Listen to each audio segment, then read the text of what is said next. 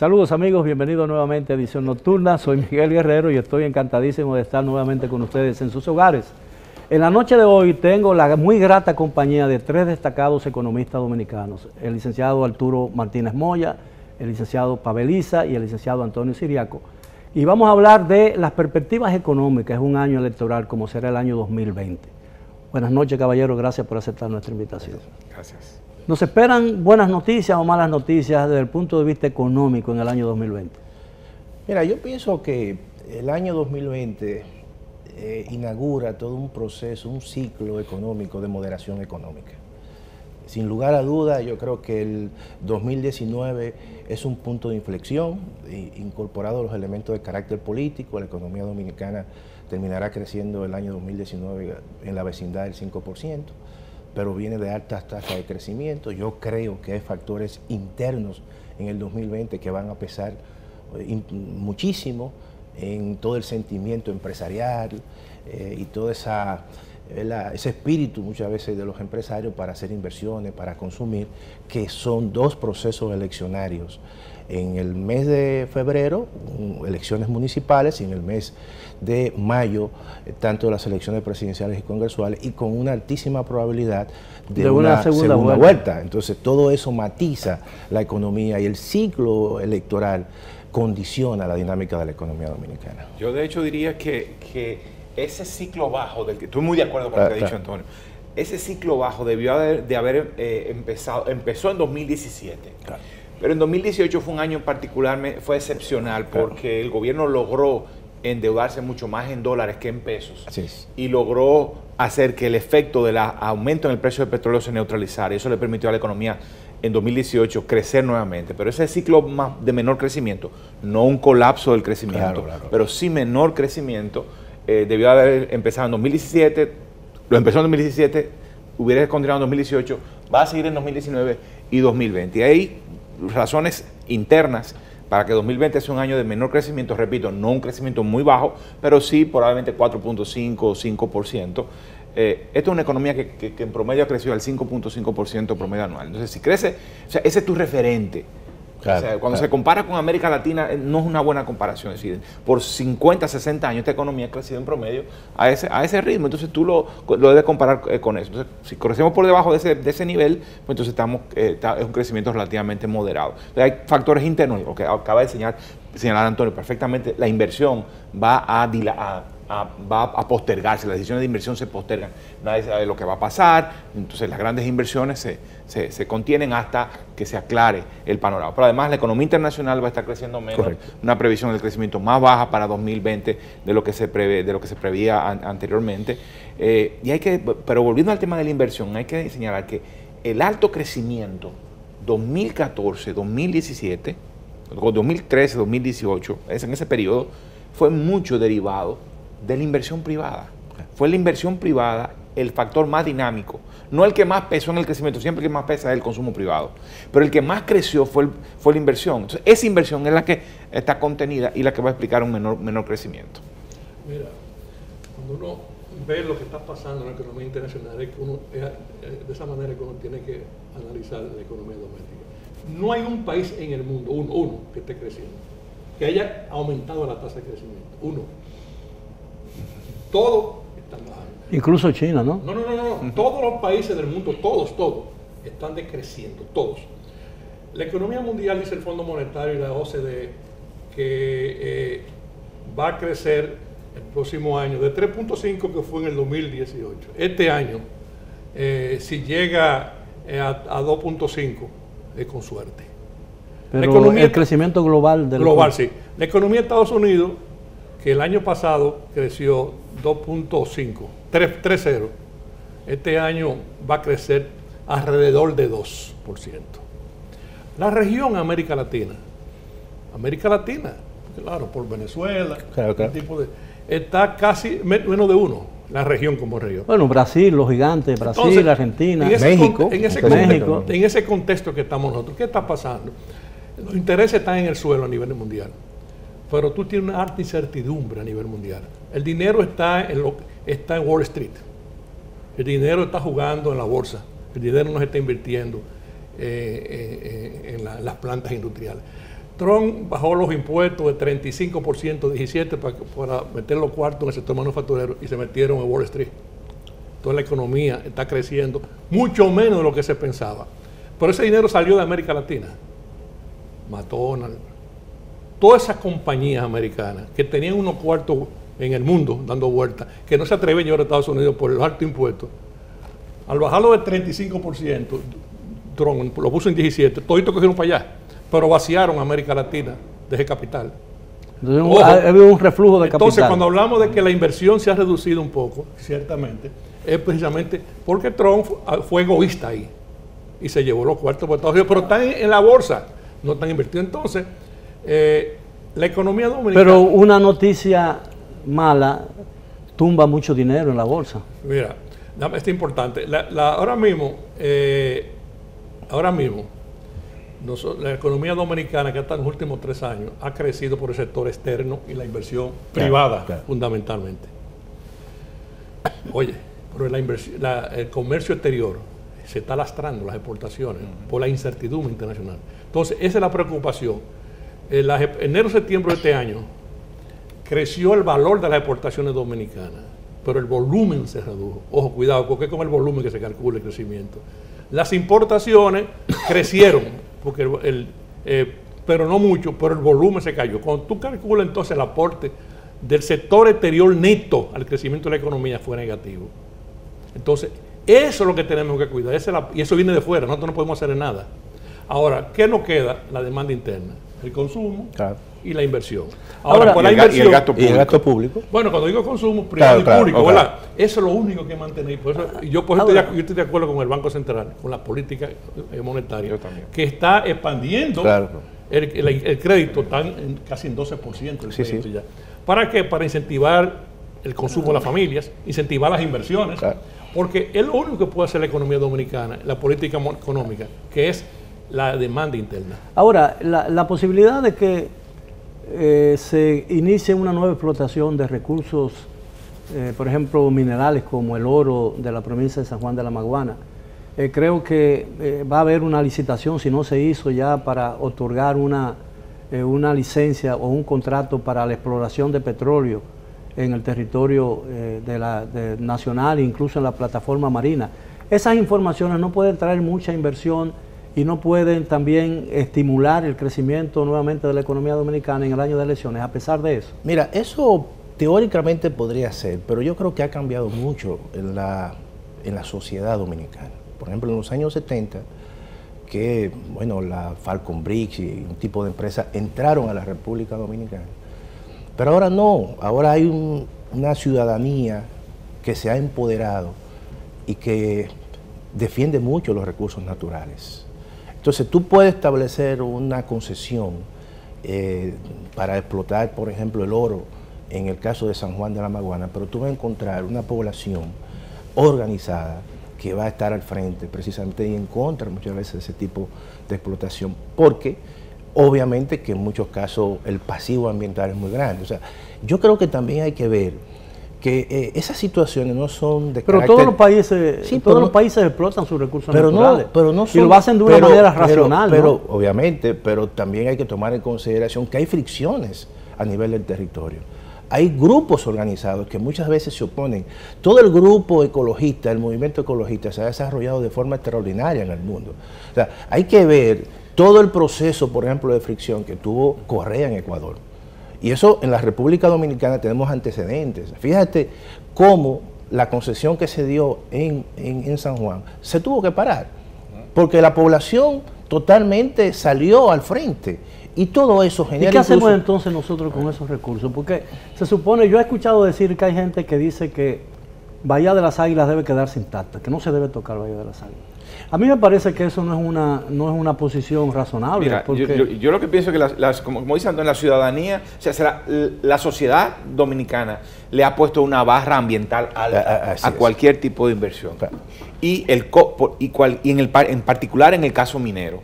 En el caso de la mina de Romero, el tema es que aparentemente lo que consideran muchos ambientalistas que aunque es minería subterránea, es muy alto en la cordillera y el riesgo es elevado. Pero cualquiera que sea la razón, o sea, la minería sostenible es posible, yo creo que es posible. Claro, claro. Hay una minería que no requiere muchos controles ambientales, hay una que requiere fuertes controles ambientales. Claro. Bueno, hay una de menor escala que Claro, no tiene. obviamente. Y hay otra que hay que decirle que no. Entonces, ¿dónde está la frontera? Nosotros aquí no podemos determinar eso. Lo cierto es que la sociedad dominicana le ha puesto una barra alta y por lo tanto yo no espero que haya ningún tipo de concesión de explotación, De forma inmediata. mucho menos un año electoral. Claro. Por lo tanto, eso no va a tener efecto Ni siquiera el del año petróleo. que viene. En todo caso, si hay una concesión será De exploración, más, ¿no? Claro, más claro. adelante, o sea, sin efectos inmediatos. Además, hay que recordar, quizás las inversiones, primero las inversiones son muy intensivas en capital. Correcto. Entonces, el efecto, el impacto empleo, en la incluso. empleo y de actividad económica es menor. Lo que tiene efecto es especialmente en las recaudaciones públicas. Claro. Ahí sí tiene Bien. sí tiene un efecto. Si me lo permiten, tenemos que hacer una primera pausa. Regresamos después de ella con el tema de esta noche. Las perspectivas económicas en el año electoral, que será el año próximo. Siga con nosotros en Edición Nocturna.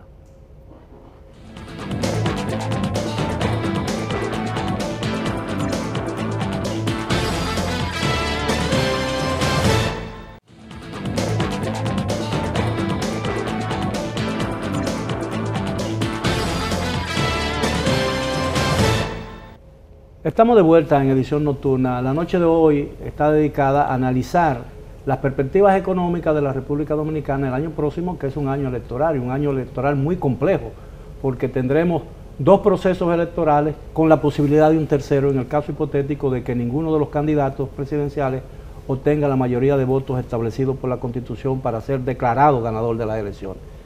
Hablábamos de la posibilidad de que nuevas inversiones en el campo minero o en el campo ambiental, ¿no? Mira, nosotros tenemos que seguir atrayendo inversión extranjera. Enero, septiembre de este año crecieron las inversiones con relación a enero, septiembre del año pasado. ¿Tú sabías eso? 333 Sí. millones. Exactamente. Así es. Aumentaron, ¿eh? Muchos países han sustituido el endeudamiento por inversión extranjera, ¿no? Sí. Mira, Sí. con la tasa de interés en el suelo, ojo, y la inflación en el suelo, a mí no me preocupa la deuda. Ahora, la deuda es problemática.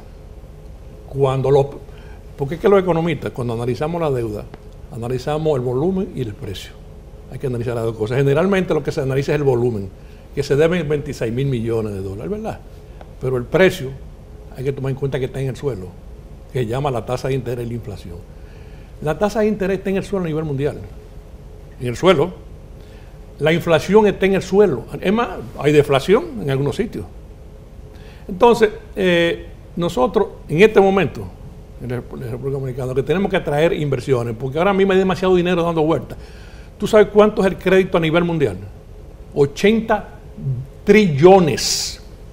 Hace 10 años eran 25 trillones. Esos cuartos están dando vueltas en todas partes. ¿Qué están haciendo? ¿Qué están haciendo? No lo veo. Mira, ¿qué están haciendo los dueños de los cuartos? Buscando dónde invertir, dónde tener buenos rendimientos. Entonces, Y seguridad. Y Claro, seguridad. claro, claro. Entonces tenemos que darle seguridad a las inversiones. Mantener la inflación como se ha mantenido, bajita y estable. Mantener, oye, son tres cosas. Inflación. La tasa de interés, mantener al nivel que tenemos. Si tenemos esas tres cosas, no hay problema con la deuda del gobierno. Y atraemos inversión. Pero el costo del dinero es muy alto todavía. Sin embargo, ¿A dónde? mira, aquí en el país. Bueno, yo estoy hablando en dólares. Yo estoy refiriendo para Deuda inversión pública. extranjera. Claro, Claro. Deuda pública e inversión Sí, extranjera. Claro, aquí hay rendimiento para una persona que tiene cuarto, dólares. Para un hedge fund, por ejemplo, para un fondo de inversiones. Ese proyecto, por ejemplo, el de la minería. Claro, tenemos que nosotros ver si nos conviene económicamente. Eso es otra cosa, hay que analizarlo. Pero vamos a suponer que nos convenga económicamente. Viene con los cuartos para acá buscando rendimiento que no lo va a obtener en otro sitio, porque la tasa de interés está en el suelo en toda parte del mundo. Entonces, ojo, tenemos que mantener la inflación como la tenemos y un buen rendimiento, que es la tasa de interés como usted está señalando. En cuanto al petróleo, eso no es negocio. Ya el petróleo es así que viene a nivel mundial. A muy y- largo plazo. claro, a largo plazo. las ya el innovaciones petróleo- tecnológicas. y Mira, la- aquí no hay de precio. cada 10 estaciones que hay, han bajado muchísimo la venta, porque ya están llegando los vehículos eléctricos. Entonces, Y las los grandes, paneles solares. las grandes corporaciones se están dedicando a otra cosa a nivel mundial. Tú no estás mirando esas grandes corporaciones, las famosas 5 hermanas. Sí, sí. Shell, el otro Sí, y sí, otro. sí. Ya no están ni en ese negocio. ¿Por qué? Por lo que dice que ya el petróleo como fuente está bajando totalmente. Entonces, irse a buscar petróleo en San Pedro de Macorís, como vi que le dieron a alguien una concesión, eso lo anunciaron hoy. Sí, sí. Y tiene que buscar $5 millones. Bueno, él va a buscar algo, pero hay que ponerle claro que no me venda la concesión allá afuera en Nueva York. Es que explore el asunto. Ojo, porque hay muchos que lo que hacen es que consiguen la concesión para irse a venderlo. Claro, claro. Yo invierto 5 y lo vendo en 25. Entonces, hay que exigirle al que le dé un contrato de 10 años, como es el caso que yo vi hoy. Sí, es que meta los cuartos y que explore, y que si no, que no la venda por allá afuera y que yo me entere después. No, para tú poder hacer una transacción, habla conmigo y yo tengo la última palabra. Bueno, pero se supone que eso está establecido en un contrato, ¿no? Claro, en la concesión. Ahora, yo quiero decir algo sobre la deuda, porque yo creo que es lo siguiente, hay un elemento también de riesgo, al margen de que las tasas de interés estén muy bajitas, porque las grandes crisis han surgido precisamente a partir de tasas de interés muy bajitas. Eso genera una burbuja. Y a mí me preocupa que si la República Dominicana sigue con el ritmo de endeudamiento, al margen de que las tasas de interés son muy bajitas, pero lo está haciendo en un ciclo económico que ha cambiado, o que posiblemente cambie con menor crecimiento. Tú no tienes una base tributaria recaudadora que te permita a ti sostener muchas veces los intereses que se van constantemente incorporando al presupuesto. 3% del PIB. 3%. Aquí se está gastando más en intereses que inversión pública. Entonces, y esa menor inversión pública le quita capacidad y margen a los gobiernos para hacer políticas públicas de inversión. No hemos sido incapaces como nación, ¿no?, de ponernos de acuerdo para una reforma fiscal que pueda plantearle una solución. Bueno, los partidos de gobierno, en este caso el PLD, se metió en un carril de corrupción, clientelismo, que le erosionó cualquier posibilidad de cumplir con la ley de la Estrategia Nacional de Desarrollo que manda un pacto fiscal. Así es. Se suponía que tenía que haber empezado a negociar un pacto fiscal a partir del nuevo gobierno en 2012 y no lo hizo, y lo pospuso. Y al final, 8 años después... Pero es una tarea pendiente, ¿no? Absolutamente, claro. Imprescindible. Es cierto que el entorno internacional es favorable para seguir endeudándonos y tenemos que seguir endeudándonos, porque la alternativa es tumbar el gasto público para hacer un ajuste fiscal que sería desastroso. Catastrófico, totalmente. Hay que conducir la economía hacia la finanza pública hacia un déficit menor que permita, que haga que la demanda del nuevo financiamiento sea menor. Los chinos dicen un aterrizaje suave. Un aterrizaje suave. Y eso, ese tiene que ser el objetivo. Ahora, no vamos a pretender lograr un resultado inmediato. Ahora, eso va a tener que implicar una contención del gasto. No significa una reducción del gasto, sino una contención del crecimiento. Y va a tener que implicar que el ritmo de crecimiento de los ingresos sea más alto que el ritmo de crecimiento del gasto. El problema, ahí está, es que yo no veo que podemos dar el salto fiscal necesario. O sea, tiene un doble objetivo el salto fiscal. Uno, enfrentar el tema de la deuda, el costo fiscal de la deuda. Y el segundo elemento es habilitar al Estado para proveer lo que no está proveyendo. Justicia, seguridad pública, salud, protección del medio ambiente. No lo está haciendo. Servicio público. Entonces eso significa elevar los ingresos públicos. Eso significa ahora, evidentemente, eso que está señalando es interesantísimo. Entonces, el próximo gobierno que tome de agosto tiene que, cuando levante la mano, presidente de la República, ya debió haber tenido ya consensuado lo que va a hacer con reforma fiscal. Entonces, lo que yo digo es que los partidos políticos que tienen opción de poder deberían desde ahora hablarme de reforma fiscal. ¿Y qué vas a hacer del poder? Pero eso no va a pasar. Bueno, pues desafortunadamente. Pero yo creo lo siguiente. Pero yo estoy totalmente de acuerdo. Pero el problema es entonces que se está perdiendo el tiempo y cuando venga agosto el próximo año, pero el que perdió le va a hacer la vida imposible. Pero Arturo, yo pienso lo siguiente. Yo pienso que el próximo gobierno tiene 3 elementos importantes antes de llegar, o 2 antes de llegar a un pacto fiscal. En primer lugar, generar legitimidad ante el Estado Dominicano en la forma en que se gasta. Tú no le puedes pedir a la gente sencillamente que se saque la cartera y te dé recursos sin tú mejorar el gasto público, la calidad del gasto público. Es un esfuerzo importante, hay que construir un relato de convencer a la población en ese sentido. En segundo lugar, combatir de forma masiva la evasión fiscal. Pero en el caso mío particular... Perdón. Y en un tercer momento, entonces, tú llamas a un pacto fiscal, pero sobre la base de una legitimidad. Porque si no, la población no te va a creer. Pero endosando ese concepto de la ilegitimidad, usted habla, por ejemplo, de que nadie se va a sacar la cartera. El problema es que a muchos de nosotros nos sacan la cartera. Porque es imposible eludir el compromiso fiscal, ¿no? Pero si tú tuviese servicios públicos de calidad, tú no te estuvieras quejando. Tú te quejas y nos quejamos porque obviamente los servicios públicos no funcionan y es con recursos de la gente. Por Yo ejemplo, creo que hay que recuperar esa parte. Dos elementos. Uno, si tú tuvieras una seguridad pública razonablemente adecuada, tú no tuvieras que contratar seguridad privada. Así es. Claro, Entonces tú dices, yo puedo pagar más pudieran impuestos. dar Me sale más barato claro. pagar más impuestos que pagar un guachimán privado, una empresa privada. O sea, para ponerlo Sí, es más seguro. Es más seguro, en claro. un ejemplo bien, Ahora, bien sencillo. el tema Mira, de la deuda. Ahora, lo otro es el rebalanceo de los Mira, impuestos. claro. O sea, obviamente la carga tributaria está muy desigual. Mira. No solo es aumentar la tributación en general, pero rebalanceando de Equilibrarla. tal manera que lo que lo llega Claro. más pesado Que sientan cada cierto quien alivio. pague conforme a lo que puede. Claro. Óyeme, una reforma fiscal integral conlleva eso. Correcto. Si tú lo puedes hacer todo junto. Claro. Ahora, eso tiene un costo político. Aquí tienen que pagar un costo político. El problema es que nadie quiere pagar el costo político. Yo creo que tú sepas que de la exención fiscal, ese 6% del PIB, la mitad es el ITEVI. Sí, así es. Estamos hablando hoy el ITEVI. Y o sea, para medicina. Entonces, ¿quién le entra a eso? Ahora, Bueno, pero tiene que ser un consenso alguien- político. Pero, Claro. entonces, cuando tú me hablas de calidad del gasto, óyeme, eso es verdad. Pero es un problema que hay que enfocarlo conjuntamente con la reforma. Yo creo que Sí, el claro. problema es que quién le pone el cascabel al gato, como dicen, pero ahí está el gato y hay muchos cascabeles. Es decir, que es un problema de decisión política. Tenemos que hacer otra pausa, regresamos después de ella. Continúen con nosotros en Edición Nocturna.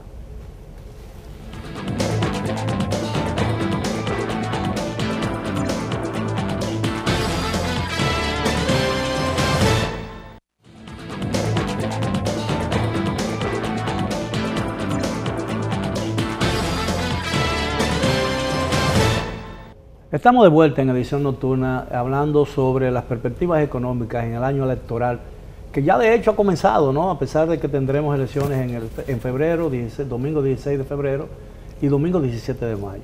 Ahora, el enfoque de la deuda a nivel global ha cambiado mucho. Yo recuerdo perfectamente que en los años 70 había una preocupación y hubo un esfuerzo fallido, que nunca se concretó, de tratar de crear un movimiento entre los países deudores para crear un movimiento de negociación global de la deuda de los países deudores. O por lo menos reducir los intereses, ¿no? Y que con cada pago de los intereses se amortizara capital.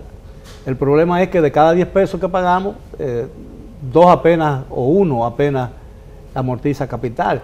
¿Existiría la posibilidad de que eso ocurra nuevamente? Mira, Miguel. Quizás yo estoy hablando Miguel se ha violado lo que le llaman la regla de oro con la deuda. La regla de oro que en Estados Unidos, en el siglo XIX, un gobernante puso la regla de oro que ningún estado podía endeudarse para financiar gasto corriente. Allá usted se va a endeudar para hacer una carretera, para hacer un puente, y eso ha persistido allá en Estados Unidos. Nosotros tenemos que volver a esa regla de oro. Pero Estados Unidos es el país que más debe. Sí, pero la deuda es por otra cosa, ya otra cosa. Pues yo me refiero que tuvo así durante toda una época, pero nosotros, estos países, como el caso de nosotros, tenemos que poner de acuerdo y eso va en una reforma fiscal integral.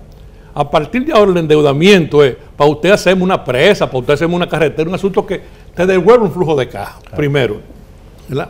Segundo, tú negociar la deuda en conjunto, ya olvídate de eso. Ya cada país tiene que buscar si tiene que sobrevivir. Ya los organismos internacionales no están funcionando. Tú te estás teniendo ahora el Fondo Monetario. El Fondo Monetario tiene su línea, pero tiene que esperar que Trump le diga, apruebe el préstamo de Argentina. Si te porta mal, el que está ahí representando no lo aprueba. Pues tú lo viste en estos días. Claro. Entonces, así no funciona. Así no funcionan los organismos, las instituciones no funcionan así. Entonces, cada país tiene que tener sus reglas de deuda. Nosotros tenemos que bajar la deuda. Pero bajamos ¿cómo? Creciendo. Hay que crecer. Mira, es fundamental que la economía dominicana siga creciendo sobre 5%. Todo va a depender de la tasa de interés, todo va a depender de la inflación y del crecimiento de la economía. Ahora, la gran pregunta que se hace... Si se mantiene esas tres cosas... Yo pienso lo siguiente, un elemento importante para seguir con la línea de Arturo, es que yo creo que la deuda de ahora, hay un contexto donde hay un país muy grande como China, excedentario, que ha prácticamente absorbido una parte de la deuda de Estados Unidos. Y eso es un elemento nuevo. O sea, hay países asiáticos excedentarios que han venido. Esa es la mayor garantía de Estados Unidos, ¿no? Porque si quiebra, y eso es un elemento, quiebra Estados Unidos, China se va. Y eso es un elemento que no estaba muy presente en los años 70, en los años 80, con la famosa crisis de la deuda, que hubo que hacer, como tú decías, Miguel, una serie de elementos, ¿verdad? Sí, claro. Los famosos bonos Brady, el mecanismo, exactamente. Entonces, ahora yo creo que hay una economía mundial diferente, y hay nuevos actores que... Todavía los países se endeudan con derechos especiales de giro, ¿no? Sí, pero eso es un flujo del fondo. Pero ahora mismo no hay una crisis global de la deuda. Claro, entonces, en aquel momento había una crisis global de la deuda. En un momento en el cual la política monetaria de Estados Unidos y de Inglaterra, en particular del Reino Unido, se volvió contractiva y las tasas de interés se dispararon. Ahora tú tienes una deuda que es mucho mayor que en aquel momento, pero con una política monetaria mucho más floja, mucho más laxa, con tasas de interés. Ahora, es importante ese dato que precisa. Lo que puede salvar a todos estos países es que se arme la crisis. Sí, ¿verdad? Óyeme, el que está endeudado no debe ya. Lo que pasa es que se te detienen los flujos de crédito. Se borra la deuda. Pero todo el mundo. Pero el problema es que todo el mundo. Es una crisis mundial, me refiero. Hay una pregunta. Una crisis mundial. Y ahora, no se está hablando de una recesión mundial, pero nadie sabe, ningún economista ni premio Nobel sabe de dónde va a venir el lío. Porque el lío del 2008 vino, ¿verdad? Por lo que conocemos, el exceso de crédito que yo cuando. Ahora está igual, está peor. Porque ahora, como usted decía ahorita, son 80 trillones de crédito, de los cuales 45 no los controla nadie. Todo esto, Miguel, lo que está apuntando es que la economía global está en un punto de mayor vulnerabilidad. Y además de vulnerabilidad y de incertidumbre. Es decir, ahora la tensión entre Estados Unidos y China está llevando a una incertidumbre muy grande. Ahora, en ese contexto nosotros tenemos que ser bastante previsores, sostener el crecimiento, fortalecer las reservas internacionales. Y además hay un elemento muy importante que hemos descuidado desde el fin de la sustitución de importaciones, y es la política de desarrollo productivo. Yo quiero insistir en eso, yo siempre he insistido en eso. Es decir, hemos pensado ¿cómo vamos a crecer con sanidad, con empleo y conquistando mercados internacionales? Y exportando. Y tiene que ser involucrándose con los sectores productivos. No es pensando que los mercados van a resolver los problemas simple y sencillamente. Los mercados están ahí, van a funcionar y tienen que procurar que sean lo más competitivos posible. Pero hay que participar con las empresas en otorgándole lo que el Estado, lo que ellas mismas no pueden darse. Bienes públicos fundamentales que le permitan transformarse tecnológicamente y poder exportar. Mientras no exportemos más, no vamos a poder crecer. Bueno, ningún país ha crecido sin haber desarrollado su comercio exterior, eso es evidente. Ahora, la pregunta que está en la mente de muchos dominicanos, es suficiente con leer las cosas que publican los medios, lo que uno oye en la radio y la televisión, es ¿cuál sería el peor y el mejor escenario que pudiera darse en el ámbito económico en el año 2020 aquí en la República Dominicana? Bueno, primero, muy brevemente, porque tenemos que hacer una pausa. Sí, primero me decirte, los riesgos que tenemos nosotros, riesgos, es la tasa de interés internacional. Un aumento brusco en la tasa de interés nos complica la vida a nosotros. Entonces, a nosotros nos conviene la situación que hay actualmente, que tenga en el suelo la tasa de interés, primero. Segundo, también la inflación. Esa inflación tan bajita que hay a nivel mundial nos conviene a nosotros. Por eso que tenemos que aprovechar estas circunstancias de tasa de interés bajita, inflación baja, para nosotros internamente no generar ruido, porque estamos generando ruido. Así es. La política ha generado demasiado ruido. Sí. Hicimos una primaria que no sirvió para nada, porque no sirvió para nada la primaria. Y ahora vamos a unas elecciones y no hay regla de juego clara. Y entonces el que pierde no quiere decir que no quiere aceptar la regla del juego. Entonces tenemos que nosotros evitar los riesgos internos, porque ya los externos están ahí. Claro. O sea, los riesgos externos, que es tasa de interés, que es inflación internacional y la caída del crecimiento mundial. Evidentemente esos riesgos innecesarios son muy peligrosos, ¿no? No, obviamente. Un minuto antes de hacer la pausa. Claro. Probablemente para mí un riesgo muy importante. O sea, estamos en un buen momento en el lado financiero, hay que aprovecharlo. No estamos en un buen momento en el lado de la demanda internacional de bienes y servicios, por lo tanto no podemos esperar que podamos crecer mucho por el lado de las exportaciones, por ejemplo. Ahora, el precio del petróleo siempre es un serio problema para esta economía. A largo plazo yo no le veo, como dijo Arturo hace un rato, no le veo un problema. A muy largo plazo el petróleo ya es una fuente de energía que va en declive. Pero en lo inmediato el petróleo se te puede encaramar en 70 y es un golpe importante para la economía. A nivel internacional yo creo que ellos lo mencionaron, dos factores, tasa de interés y el precio del petróleo. El precio del petróleo obviamente puede cambiar si hay algún fenómeno de carácter geopolítico, pero no se vislumbra un incremento obviamente en esa variable tan importante para la República Dominicana. Bien, tenemos que hacer una última pausa, regresamos ya con la parte final del tema de esta noche. Continúen con nosotros en Edición Nocturna.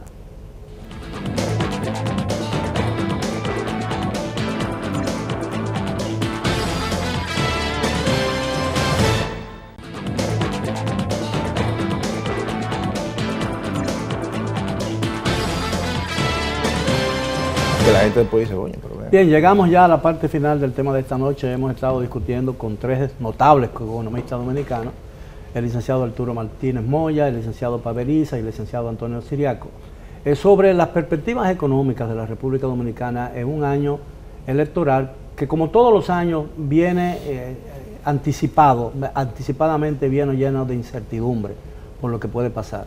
A pesar del hecho de que las elecciones dominicanas se dan con absoluta normalidad, los problemas vienen después de las elecciones, ¿no? Eso es lo que preocupa a mucha gente. Y hay señales muy peligrosas en el sentido de que pudiera repetirse esa experiencia de años pasados. Ahora, ¿puede esa incertidumbre que parece ir creciendo afectar realmente la economía dominicana?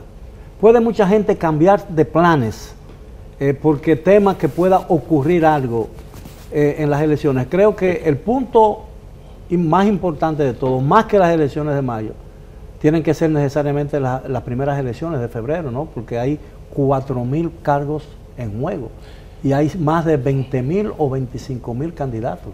Mira, yo te voy a decir lo siguiente, yo temo por la fragmentación política del escenario del 2020, tres fuerzas importantes. Se vislumbra un proceso eleccionario muy apretado. ¿Qué te dice la historia económica cuando hay proceso eleccionario apretado? Eso ocurrió en el 94, se desborda el gasto público. Eso ocurrió en el año 2012, se desbordó el gasto público. No ocurrió en el 2016, porque obviamente la diferencia y la perspectiva que había era que iba a ganar con un gran margen. Pero ahora, precisamente, yo creo, como hay tres fuerzas que más o menos están equilibradas, yo creo que el gobierno va a hacer todo lo que tenga que hacer para mantenerse en el poder y va a gastar mucho. Entonces, ¿cuáles podrían ser las peores señales de parte del uso de los fondos públicos dominicanos en este proceso electoral? Uno, obviamente que hay como dice Antonio, que hay un desborde fiscal. Ese es un riesgo importante. El gobierno va a tratar de reelegirse a través de Gonzalo Castillo y no va a escatimar recursos para lograrlo. Después del triunfo, se dice, vendrá algún tipo de ajuste, si es que lo hay. No siempre, cuando se expande el gasto público antes de las elecciones, se vuelve a recoger lo suficiente después de las elecciones. Pero eso no te causa mayor problema, porque mayor problema en el sentido de que el impacto que tiene, por ejemplo, si termina el déficit en un nivel mayor, el impacto en la deuda es marginal. El tema es el tema de la cuestión institucional. Si la percepción de que el gobierno dominicano, la política fiscal realmente no se ajusta a patrones, a órdenes, claro, sino que hay demasiado discrecionalidad. El otro elemento es el tema de la Junta y la credibilidad que pueda tener la Junta. Yo creo que si la Junta no tiene la suficiente credibilidad, las inversiones van a ser mucho más contenidas. Y eso va a generar un efecto significativo en el ¿Y hoy en día esa credibilidad existe o no? Yo creo que hay dudas. Yo no quiero decir que es una junta que no es creíble, no, pero algunos de su comportamiento han generado preocupación. Y yo creo que si no muestra firme, decidida en un conjunto de temas imparcial, puede generar un nerviosismo que termine contrayendo aún más la inversión pública, la inversión privada. Tú sabes que este ambiente político te cambia el comportamiento del sector público. Si el PLD hubiese tenido el control del Congreso, yo estaría de acuerdo con eso, con el desbordamiento del gasto. Pero la cosa es diferente ahora. Ya se ha dividido el asunto. Entonces, ahí no van a aprobar un préstamo. Entonces, el gobierno, para poder desbordarse, tiene que buscar cuartos prestados en el exterior o aquí. Banco de Reserva. Pero tiene que buscarlo. Operaciones triangulares. Pero sería un escándalo si lo busca y no lo aprueba. Entonces, o sea, sería un escándalo tipo el préstamo de la Sunland, ¿verdad? Lo que hacen es tomar prestado, pedir perdón al final, antes que pedir permiso previamente. Sí, pero el perdón se lo da el Congreso. ¿Tú te das cuenta? Pero tiene que... Y si no, es que no hay ningún mecanismo de penalización al gobierno. Claro. Hay que tomar decisiones cuando no recibe el permiso, ni el perdón. Mira, con las informaciones online, ahora mismo que tú tienes, ya es muy difícil que un banco de reserva comience a dar crédito y tú no te des cuenta. ¿Sector público? Sí, claro. ¿Te das cuenta? O sea, que la gente se da cuenta. Pero eso implica un costo político.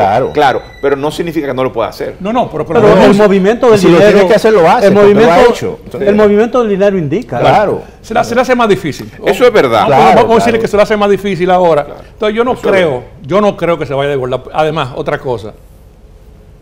Danilo está cuidando mucho el manejo del presupuesto. El manejo. Él no quiere que le pase lo que le pasó con Lionel, con los 205 mil millones del 2000, que yo fui que lo denuncié, ¿tú recuerdas? Claro. Yo fui que hice la rueda de prensa.